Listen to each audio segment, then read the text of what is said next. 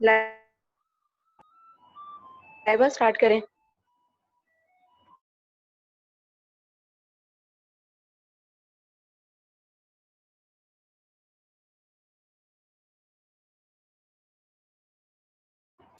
Group 9 start कर दे।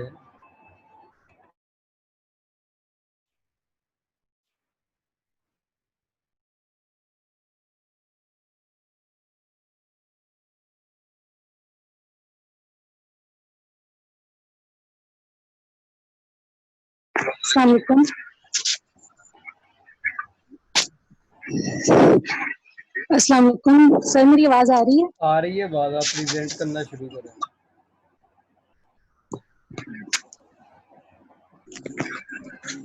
Bismillahirrahmanirrahim. Assalamu alaikum. My name is Raiba Tariq and roll number 420. The topic of my presentation is nervous system. The nervous system in your body is a decision and communication center. Nervous system हमारी body में एक decision और communication center होता है. The ability of an organism to perceive and react to an environmental change. ये किसी भी organism की एबिलिटी, किसी भी ऑर्गेनिज्म की सलाहियत टू परसीव हमारे to perceive and react to environmental change, हमारे माहौल में होने वाली कोई भी तब्दीली को मसूल करने और उसके खिलाफ रद्द-ए-अमल करने की ये सलाहियत होती है. प्रीसपोजेस द प्रेजेंस ऑफ मैकेनिज्म. कोई भी ऑर्गेनिज्म जो है वो अपने माहौल में होने वाली चेंज के मुतालिक पहले से कोई ना कोई ख्याल करके रखता है. कोई भी मैकेनिज्म उस किसी भी मैकेनिज्म की मौजूदगी की वजह से हमारे माहौल में जो भी कोई चेंज आता है उसकी वजह से हमारा जो ऑर्गेनिज्म है उसके बारे में पहले से सोच करके रखता है. which can detect such a change and elicit an appropriate response. जो कि मालूम कर सकता है कि हमारा चेंज किस वजह से आया है और उसके के खिलाफ एलिसिट यानी रद्द अमल प्रोड्यूस करता है. कोई भी हमारे एनवायरनमेंट में होने वाले चेंज के खिलाफ कोई भी रिस्पॉन्स को प्रोड्यूस करता है. This require sensory system. इसके लिए किसी भी सेंसरी सिस्टम की जरूरत होती है that capable of recording the wide range of changes, जो कि रिकॉर्ड कर सके हमारे माहौल में होने वाली बहुत सारी तब्दीलियों को occurring in external environment as well as the most minute changes in the internal processes of the organism. इसके लिए हमें किसी भी एक ऐसे सेंसरी सिस्टम की जरूरत होती है जो कि हमारे माहौल में होने वाली तब्दीलियों का मुशाहदा करने के अंदर है, उनमें भी होने वाली तब्दीलियों का जो मुशाहदा कर सके. सच ए सेंसरी और receptor system has to differentiate varying situation. इस तरह का कोई भी सेंसरी और रिसेप्टर सिस्टम जो है जो कि हमारे माहौल में होने वाली तब्दीलियों का मुशाहदा कर सके, उसको वो डिफरेंशिएट करता है वेरिंग सिचुएशन, मुख्तलिफ हालात को, and to activate a mechanism, और ऐसे मैकेनिज्म को एक्टिवेट करता है that can integrate all sensory information. जो इंटीग्रेट का मतलब होता है अरेंज करना, कोई ऐसे जो अरेंज कर सके सेंसरी इंफॉर्मेशन हमारे हम जो माहौल से अपने रिसीव करते हैं सेंसरी इंफॉर्मेशन को अरेंज कर सके in order to produce the sensory and receptive, कि उसके खिलाफ जो है वो मखसूस रद्द-ए-अमल भी पैदा कर सके. Thus every human activity involves 3 elements. इस तरह हर ह्यूमन एक्टिविटी में 3 तरह के एलिमेंट्स होते हैं, सेंसरी एंड रिसेप्टिव. सेंसरी के माहौल में होने वाली कोई भी तब्दीली को पहले वो महसूस कर सके. फॉर एग्जांपल जैसे हमारे आंख है, आंख हमारा एक रिसेप्टर है और जो रोशनी को महसूस करता है, रोशनी की कोई भी हमारे पास रेडिएशन जो है वो हमारा सेंसरी इंफॉर्मेशन हो जाएगी और उसको ये रिसीव करता है. तो वो ऑर्गन जो सेंसरी इंफॉर्मेशन को रिसीव करे वो रिसेप्टर्स होते हैं. एंड इंटीग्रेटिव, और उसको अरेंज करता है उन माहौल में होने वाली चेंजेस को. एंड द इफेक्टर और मोटर, और फिर उनके खिलाफ हमारे पास उसका इफेक्ट क्या होता है, क्या रिस्पॉन्स होता है, वो देता है. However, it is the integrative element which constitutes the major parts of the nervous system. उन्होंने कहा कि यही वो इंटीग्रेटिव एलिमेंट है जो अरेंज करता है माहौल में होने वाली तब्दीलियों को नर्वस सिस्टम में. आगे हमारे पास major division of the nervous system. Human nervous system a communication network. इंसानी नर्वस सिस्टम जो है कम्युनिकेशन नेटवर्क है that radiates throughout the body, जो तमाम बॉडी में फैला हुआ है. Consist of the billions of the interconnected cells, और उसमें बहुत सारे सेल्स जो हैं वो इंटरकनेक्टेड होते हैं. नर्वस सिस्टम में हमारे पास ऐसे सेल्स इनके जरिए पैगामात आगे भेजते हैं, वो हमारे पास मोस्टली न्यूरॉन्स ही होते हैं. Most of the cells are neurons, के उसमें बहुत सारे सेल्स जो है वो न्यूरॉन्स ही होंगे that control and coordinate the whole human behaviour, जो हमारे सारे इंसान के बिहेवियर को कंट्रोल करते हैं. नर्वस सिस्टम के मेजर 2 पार्ट्स हैं, central nervous system and peripheral nervous system. Central nervous system को सीएनएस से शो करते हैं और पेरिफेरल नर्वस सिस्टम को पीएनएस से. सेंट्रल नर्वस सिस्टम में जो दो हमारे मेन पार्ट्स हैं, ब्रेन और स्पाइनल कॉर्ड. अब ब्रेन का क्या काम है? Brain receives and processes the sensory information. Brain जो है वो रिसीव करता है और सेंसरी इंफॉर्मेशन को प्रोसेसेस करता है, इनिशिएट रिस्पॉन्सेज, फिर उस जो उसने जो चीज रिसीव की होती है ब्रेन ने, उसके बारे उसके लिहाज से, उसके अकॉर्डिंग से इनिशिएट्स रिस्पॉन्सेज, रद्द-ए-अमल पैदा करना शुरू कर देता है, स्टोर्स मेमोरीज, मेमोरीज को स्टोर्स करता है, जनरेट्स थॉट्स एंड इमोशन, और हमारे ख्यालात और जज्बात भी हमारे ब्रेन में ही आना शुरू हो जाते हैं। और दूसरा इसका पार्ट है हमारे पास spinal cord, conduct signals to and from the brain, control reflex activities. अब इसका काम क्या है कि ये हमारे ब्रेन से सिग्नल्स देती है और ब्रेन को वापस सिग्नल जो है वो देती है। और दूसरा इसका काम क्या है? Control reflex activities. ये रिफ्लेक्स एक्टिविटीज को कंट्रोल करती है। अब रिफ्लेक्स एक्टिविटीज कौन सी होती हैं?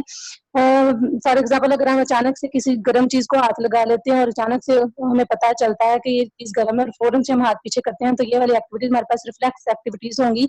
ऐसी एक्टिविटीज जिनके खिलाफ हमारा रद्द-ए-अमल बहुत ही तेज और बहुत ही कम वक्त में हो जाता है। दूसरा हमारे पास है peripheral nervous system. Peripheral nervous system में दो टाइप्स हैं, मोटर न्यूरॉन्स और सेंसरी न्यूरॉन्स। मोटर न्यूरॉन्स क्या करते हैं? Central nervous system to muscles and gland. ये सेंट्रल नर्वस सिस्टम से मसल्स और ग्लैंड्स तक इंफॉर्मेशन देते हैं। और सेंसरी न्यूरॉन्स क्या करते हैं कि ये सेंसरी ऑर्गन्स टू सीएनएस, यानी central nervous system sensory organ से सेंट्रल नर्वस सिस्टम तक पैगामात को पहुंचाते हैं। आगे मोटर न्यूरॉन्स की दो टाइप्स हैं, सोमैटिक नर्वस सिस्टम और ऑटोनॉमिक नर्वस सिस्टम। अब सोमैटिक नर्वस सिस्टम क्या करता है? Controls voluntary movements. Somatic nervous system जो है वो वॉलंटरी मूवमेंट्स को कंट्रोल करता है। वॉलंटरी होते हैं हमारे शौरी या फाल, जो हम सोच विचार के बाद उनको सरअंजाम देते हैं। जैसे हम बोलते हैं, खाना खाते हैं, उठते हैं, बैठते हैं, ये हम सोच विचार के बाद करते हैं काम। और दूसरा हमारे पास है autonomic nervous system. Autonomic nervous system क्या करता है? Controls involuntary responses. ये इनवॉलंटरी रिस्पॉन्सेज को कंट्रोल करता है। इनवॉलंटरी रिस्पॉन्सेज हमारे पास ऐसे अफाल हैं जो हमारी मर्जी से नहीं होते, जैसे हमारे दिल की धड़कन, ये हमारी मर्जी में नहीं है। कार्डिक मसल्स हो गया, स्मूथ मसल्स और ग्लैंड्स की, ग्लैंड जो है वो इनवॉलंटरी एक्शंस में आ जाते हैं कि जो हमारी मर्जी से नहीं होते। आगे ऑटोनॉमिक नर्वस सिस्टम में दो टाइप्स हैं, सिंपैथेटिक डिवीजन और पैरासिम्पैथेटिक डिवीजन। अब सिंपैथेटिक नर्वस सिस्टम में यहाँ पे इन्होंने लिखा हुआ है फाइट और फ्लाइट, लड़ाई या भाग जाना। इसमें ये क्या इसमें होता है कि ये वाला जो नर्वस सिस्टम है, सिंपैथेटिक नर्वस सिस्टम है, ये इमरजेंसी की हालत के लिए हमारी बॉडी को तैयार करता है। इमरजेंसी की हालत में ये हमारे जो आंख का प्यूपल होता है उसको फैला देता है, हमारे दिल की धड़कन भी तेज हो जाती है, सांस लेने की रफ्तार भी तेज हो जाती है, और हमारे डाइजेशन का अमल जो है वो रोक देता है। ये हमारे पास फाइट और फ्लाइट इसको नाम दिया जाता है, लड़ाई यानी भाग जाना का।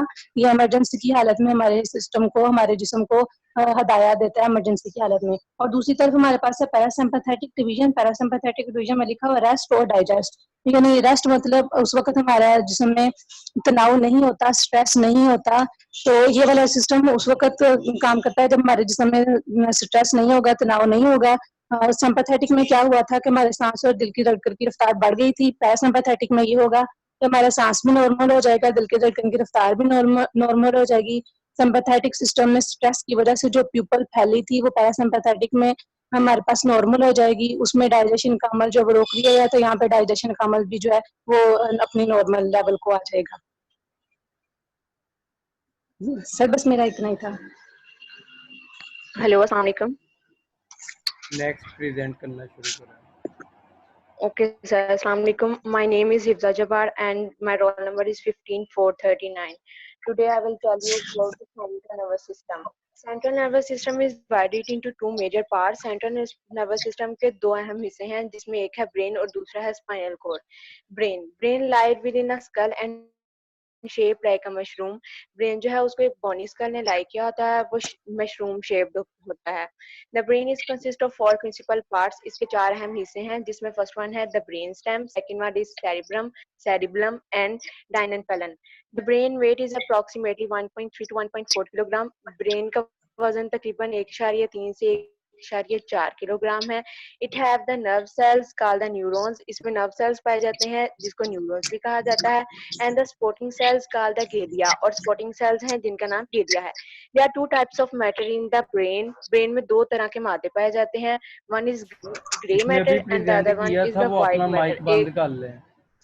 अर्शद भी अपना माइक एक बंद करे। ग्रे एक ग्रे मैटर है और एक व्हाइट मैटर है। Grey matter receives and store the impulses. Grey matter का काम होता है कि वो पूरी बॉडी से आने वाली इम्पल्सेस को रिसीव भी करता है और उनको स्टोर भी करता है. The cell body of neurons and neurogalias are in the gray matter. Neurons की cell body और neurogalia जो है वो gray matter में पाई जाती हैं, while the wild matter in the brain carries the impulses to and from the gray matter. और जो white matter है इसका काम होता है कि वो impulses को gray matter तक लेके जाती हैं और उससे वापस लेके आती हैं. It is consist of nerve fibers. और जो white matter है वो nerve fibers पर consist होते हैं जिसको axons भी कहते हैं. ये आगे next भी पढ़ेंगे. The brainstem. The brainstem is now also known as the medulla oblongata. Brainstem जो है उसको medulla oblongata भी कहा जाता है. Medulla oblongata क्या है कि ये ब्रेन का सबसे एंड वाला पार्ट है जो कि उसको कनेक्ट करता है हमारे माइंड को स्पाइनल कोड के साथ. इसके दो हेमिस्फीयर्स होते हैं, left hemisphere and the right hemisphere. Each hemisphere is control the activities of the side of the body opposite to the hemisphere. हर हेमिस्फीयर जो है वो opposite side of the body को कंट्रोल करता है. मींस कि जो left hemisphere of our mind है वो हमारी right side of the body को कंट्रोल करेगा और जो right side of the hemisphere of the mind है वो left right side of the body को कंट्रोल करेगा. आगे हेमिस्फीयर्स के भी आगे फोर लूप्स हैं. एक है frontal lobe, temporal lobe, parietal lobe और occipital lobe. Next one is cerebellum. Cerebellum is located behind and below the cerebellum. Cerebellum जो है वो और हमें accurate precision फैसले लेने में हमें मदद करता है. आगे नेक्स्ट वन आ जाता है diencephalon. Diencephalon is also known as the forebrain stem. ये डायसन फैलन जो है फोरब्रेन का बिल्कुल लास्ट पार्ट है जिसमें थैलमस और हाइपोथैलमस पाए जाते हैं. It include the thalamus and the hypothalamus. Thalamus is the where the sensory and the other impulses go and places. Thalamus वो पार्ट है जहाँ पर सेंसरी जो है वो उसका काम है कि वो सेंसरी न्यूरॉन्स या सेंसरी इंपल्सेस का काम ये होता है कि हम हमारी बॉडी के टेम्परेचर को मेंटेन रखते हैं. हंगर और थ्रस्ट इन मामलात में ये काम करते हैं. Next other part of the brain. इसके अलावा कुछ और हिस्से हैं ब्रेन के जिसमें आ जाता है कि मिड ब्रेन और बोन. पोन्स जो है वो हिंड ब्रेन का हिस्सा है. मिड ब्रेन क्या काम करता है कि ये हमारे हिंड ब्रेन और फोर ब्रेन को आपस में कनेक्टेड रखता है. अगर कोई इन्फॉर्मेशन जो है वो फोर ब्रेन से हिंड ब्रेन में जानी है तो तभी वो ब्रेन से करके जाएगी, और अगर कोई इन्फॉर्मेशन हिंड ब्रेन से फोर ब्रेन में जानी है तभी वो मिड ब्रेन से गुजर के जाएगी. तो ये पाथवे बनाता है लोअर और हायर सेंटर्स के दरमियान. पोन्स जो है वो हिंड ब्रेन का एक पार्ट है. इसका काम क्या होता है कि ये भी पाथवे है to the higher structure. It contains the conduction pathway between the medulla and the higher brain centers. और इसका काम क्या होता है कि ये हमारे swallowing, sleep swallowing और equilibrium, taste इन सब conditions को follow करता है. और इनका काम ओवरऑल ये होता है कि हमारी बॉडी से आने वाले जितने भी नर्व इम्पल्सेस हैं उसको स्पाइनल कोड से गुजरते हुए पहले हिंड ब्रेन में जाते हैं, हिंड ब्रेन से फिर मिडल ब्रेन में और मिडल ब्रेन से फिर फोर ब्रेन में जाते हैं. और वहां से जो भी उनको मैसेज मिलता है उसको दोबारा से इंटरप्रेट करके इसी रास्ते के थ्रू जहां से भी बॉडी के जिस भी पार्ट से नर्व इम्पल्सेस आई हैं वहां तक वो ब्रेन का मैसेज पहुंचा देते हैं. Sir I have done.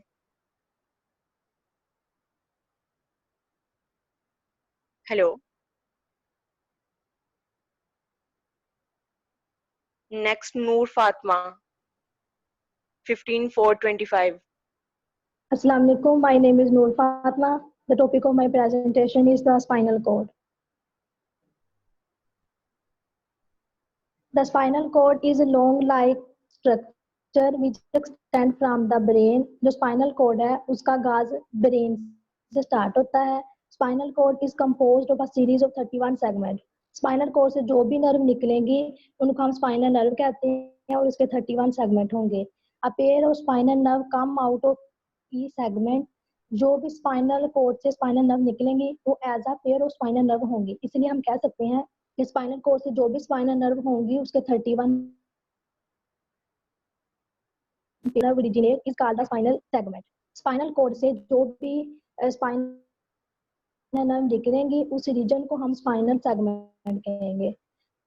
Both motor and sensory nerves are located भी होंगी और सेंसरी नर्व भी होंगी. इसलिए हम स्पाइनल कोड को मिक्स्ड नर्व कहते हैं. Spinal cord is about 43 centimeter long in adult woman and 45 centimeter long in adult man and weight about 35 to 40 gram. Spinal cord की जो लंबाई है adult woman में 43 centimeter होगी और एडल्ट मैन में 45 सेंटीमीटर और इसका जो वेट है वो 35 to 40 ग्राम्स होगा. It lies between the vertebral column, that collection of bones which is called backbone. अब इसका जो स्पाइनल कोड का स्टार्टिंग पॉइंट था वो ब्रेन था, उसका जो एंडिंग पॉइंट है वो बैकबोन है जिसको रीढ़ की हड्डी कहते हैं. Other part of the central nervous system, the meninges are 3 layers or membrane that cover the brain and spinal cord. meninges क्या होता है? ये 3 तरह की layers होती हैं जो ब्रेन और स्पाइनल कोड को कवर करती हैं, उसको प्रोटेक्ट करती हैं. The outermost layer is dura mater, the middle layer is arachnoid and the innermost layer is pia mater. ये 3 तरह के मेम्ब्रेन है जो स्पाइनल कोड और ब्रेन को कवर किए हुए होती हैं. The meninges after protection to the brain, अब ये जो meninges है after offer protection to the brain and the spinal cord by acting as a barrier against bacteria and the microorganism. ये हिफाजत करेंगी बैक्टीरिया और दूसरे माइक्रोऑर्गेनिज्म के खिलाफ. Cerebrospinal fluid circulated around the brain and spinal cord. Cerebrospinal fluid जो है ये एक बॉडी फ्लूइड होता है जो प्लाज्मा का फिल्ट्रेट होगा. ये भी क्या करेगा? इसके ब्रेन और स्पाइनल कोड के जो गिर्द वो फ्लो करेगा और उसका काम होगा ब्रेन और स्पाइनल कोड को प्रोटेक्ट करवाना. उसके बाद है क्रीनियल नर्व. क्रीनियल नर्व जो है इसका आगाज ब्रेन से होता है और ये आईज, माउथ, ईयर और other parts of your head ये यहाँ तक फैला हुआ होगा. सेंट्रल नर्व जो है वो ब्रेन और स्पाइनल कोड के दरमियान होगी और पेरिफेरल नर्व जो है इसका आगाज स्पाइनल कोड से होगा, फिर ये आर्म्स, हैंड्स, लेग्स और फीट तक जाएगा. ऑटोनोमिक नर्व जो है वो स्पाइनल कोड से स्टार्ट होंगी. Lungs, stomach, heart, intestine, bleeder and sex organ, यहाँ तक उनका जो स्टार्टिंग पॉइंट है वहाँ वो स्पाइनल कोड है और एंडिंग पॉइंट ये वाले हैं. Neuron is the basic unit in the nervous system. Nervous system की जो बुनियादी यूनिट है वो न्यूरॉन है. It is specialised conductor cell that receive and transmit electrochemical nerve impulses. इसका काम क्या होगा? ये जितनी भी नर्व इम्पल्सेस आएंगी उसको रिसीव करेगा और ट्रांसमिट करेगा. अब जो टाइपिकल न्यूरॉन है has a cell body and long arms that conduct impulses from one body part to another body part.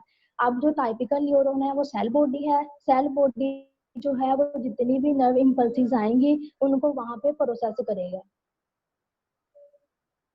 There are 3 different part of neuron. Neuron के 3 हिस्से हैं, the cell body, dendrites and axon. Cell body क्या है? Is like any other cell with a nucleus और control centre. जिस तरह हर cell में एक न्यूक्लियस होता है इस तरह न्यूरॉन की जो सेल बॉडी है उसमें भी एक न्यूक्लियस होगा जहाँ पे जो भी नर्व इम्पल्सेस आएंगी हम उनको प्रोसेस करवाएंगे. Dendrites. The cell body has several highly branched thick extension that appear like cables are called dendrites. अब सेल बॉडी की जो है वो आगे ब्रांच होगी जिसको हम वो किसकी नुमा होगी? केबल नुमा होगी और उसको हम कह देंगे dendrites. The exception is a sensory neuron that has a single long dendrite instead of many dendrites. Sensory neuron जो है वो उसके पास एक ही सिंगल डेंड्राइट होगा, डेंड्राइट्स नहीं होंगे. मोटर न्यूरॉन है multiple thick dendrites. Motor neuron के पास डेंड्राइट्स होंगे. The dendrites function is to carry nerve impulses into a cell body. Dendrite का काम क्या होगा कि जो भी नर्व इम्पल्सेस आ रही हैं उनको लेके जाना है सेल बॉडी की तरफ. कि सेल बॉडी में जो है वो नर्व इम्पल्सेस जो भी आएंगे वहां पे वो प्रोसेस होंगी. उसके बाद थर्ड आता है axon. An axon is a long thin processes that carries impulses away from the cell body to another neuron or tissue. Axon क्या करेगा? सेल बॉडी से नर्व इम्पल्सेस को वहां से दूर लेके जाएगा और किसी दूसरे न्यूरॉन को शिफ्ट कर देगा. There is usually only one axon per neuron. हर एक न्यूरॉन के पास सिर्फ एक एक्सॉन होगा. Myelin sheath. The neuron is covered with the myelin sheath और श्वान सेल. जो पूरा न्यूरॉन है वो कवर होगा माइलिन शीथ से जिसको हम श्वान सेल भी कहते हैं. माइलिन शीथ के these are wide segmented covering around axons and dendrites of many peripheral neuron. जो भी peripheral neuron है वहाँ उसको उसके डेंड्राइट्स और जो एक्साइन है हेल्थ की शीट होगी जिसने इसको पूरे को कवर किया होगा. द डेंड्राइट्स और एक्सॉन जो होंगे उनके ऊपर माइलिन शीट की कवरिंग होगी. So why at the point of termination and at the nodes of Ranvier. सिर्फ एक पॉइंट ऑफ टर्मिनेशन होगा जहाँ पे उसकी कवरिंग नहीं होगी. उस पॉइंट ऑफ टर्मिनेशन को हम कहते हैं nodes of Ranvier. The neurilemma is the layer of Schwann cell with the nucleus. Neurulima क्या है? ये एक श्वान सेल की लेयर है जिसके अंदर एक न्यूक्लियस भी प्रेजेंट होगा. Its function is to allow damaged nerves to regenerate. इसका काम क्या होगा? जो भी नर्व कभी कोई डैमेज हो गया उसको दोबारा से रीजनरेट करना. Nerves in the brain and spinal cord do not have a neurulima. जो भी नर्व्स ब्रेन और स्पाइनल कॉर्ड में होंगे उनके अंदर न्यूरोलिमा नहीं होगा. Therefore cannot recover with when damaged. इसलिए अगर ये कभी डैमेज हो जाए तो ये दोबारा रिकवर नहीं हो सकती. सर मेरा बस यही था.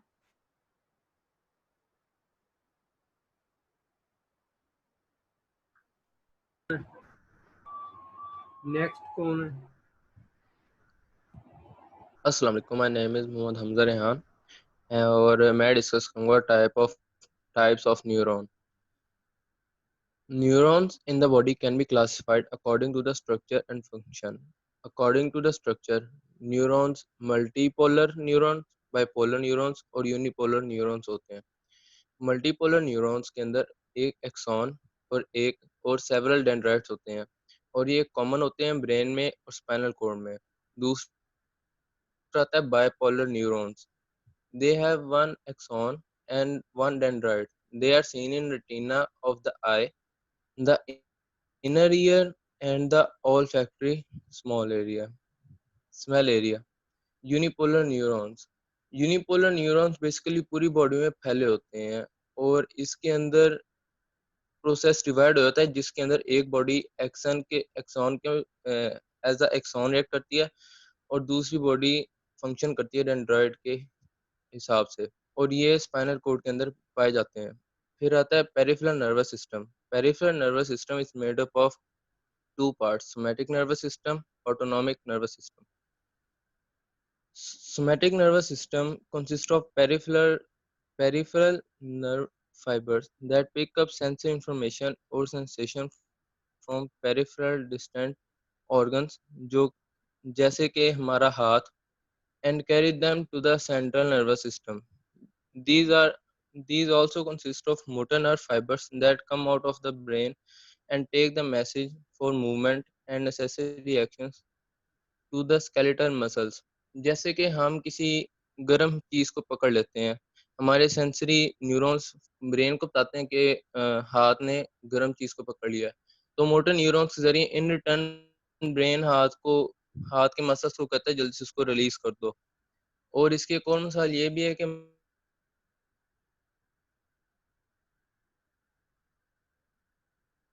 पाँव पे एक कीड़ी ने काट लिया तो टांग के मसल्स को जल्दी से ब्रेन इन रिटर्न मैसेज भेजता है मोटर न्यूरॉन के थ्रू कि जल्दी से पैर झाड़ दो या उसको हाथ के जरिए उठा दो. और ये प्रोसेस लेस देन सेकंड लेता है और ये पैगाम बेसिकली स्पाइनल कॉर्ड के जरिए ब्रेन पूरी बॉडी के अंदर डायरेक्टली उस मसल को सेंड करता है मोटर न्यूरॉन्स के जरिए. आगे आपको ऑटोनॉमिक नर्वस सिस्टम से क्लैन बताएगा.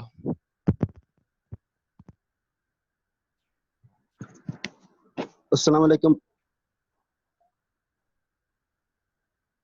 My name is Klan. The topic of my presentation is autonomic nervous system.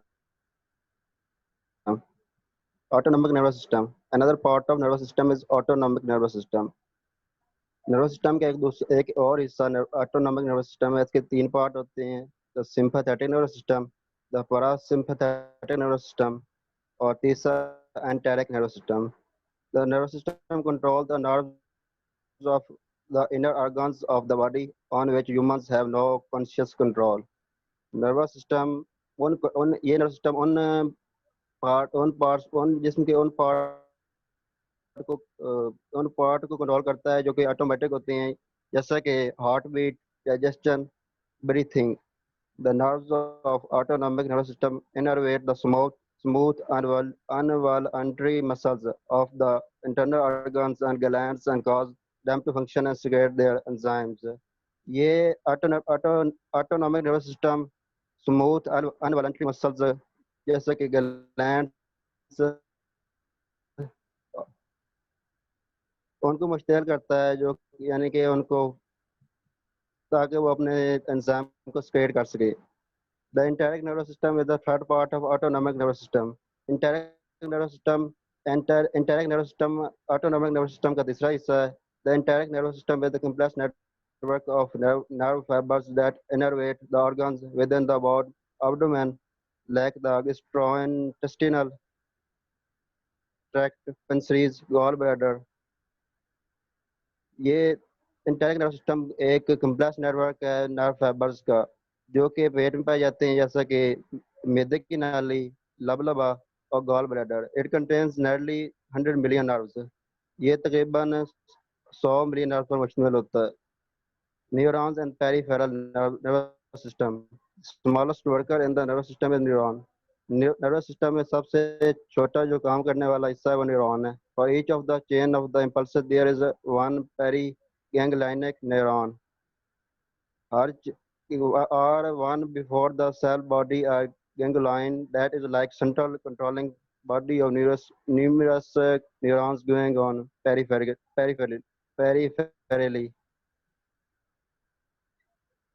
Periganglionic neurons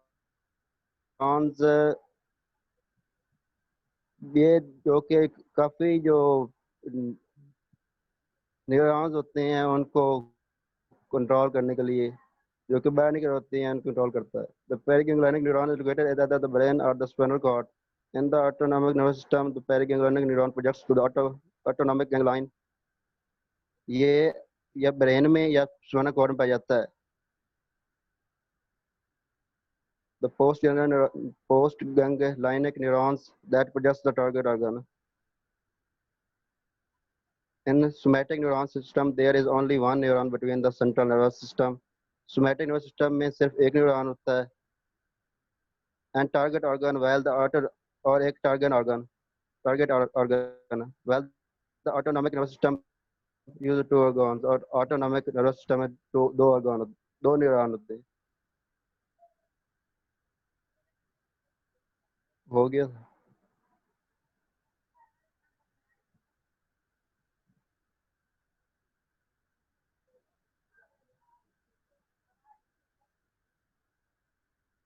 next है कोई?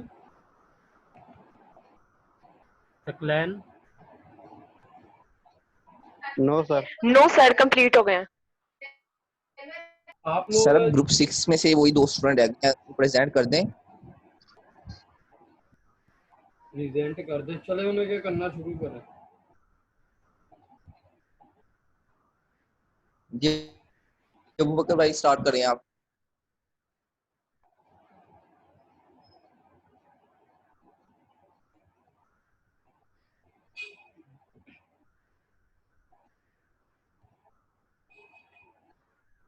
चले उसे क्या प्रेजेंट अब करना शुरू कर दे. 1 मिनट सर.